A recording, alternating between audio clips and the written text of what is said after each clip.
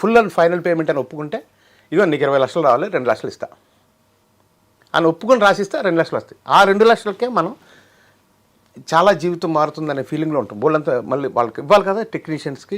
అవును కదా, వాళ్ళ బాకీలు అలాగా. అందులో నా రెమ్యునరేషన్స్ ఉంటాయి, నా లాభాలు ఉంటాయి. సో అవన్నీ అలాంటివన్నీ కలుపుకుంటే సో అలా మీరు ఒక పీరియడ్ ఆఫ్ టైం అయింది. అవును. అంటే పెద్ద పెద్ద ఛానల్ సంస్థలు ఎవరైనా అంటే మీరు పేర్లు చెప్పట్లేదేమో. అదే ఎందుకు అవసరం అంటే చెప్పేచ్చు. అంటే కేబుల్ నెట్వర్క్ నుంచి శాటిలైట్ నెట్వర్క్ వరకు నేను ప్రోగ్రామ్ ఏదైతే సీరియల్ చేస్తున్నా ఆ సీరియల్ అన్నింటిలో నాకు నష్టమే జరిగింది. అంటే ఎక్కువగా ఇవే ఉండేవి, ఈటీవీ, జీటీవీ ఇవే కదా. ఈటీవీ ప్రోగ్రామ్ ఇప్పుడు మనం చేయలేదు. అదే మట్టి మనిషి ఒకటి చేస్తాం, అది ఫ్రెండ్స్ తోటి చేస్తాం, అది వేరే ప్రారంభం. కానీ వేరే ఛానల్స్ వాళ్ళే కొట్టేశారు. ఏ దశకంలో సార్ ఇది?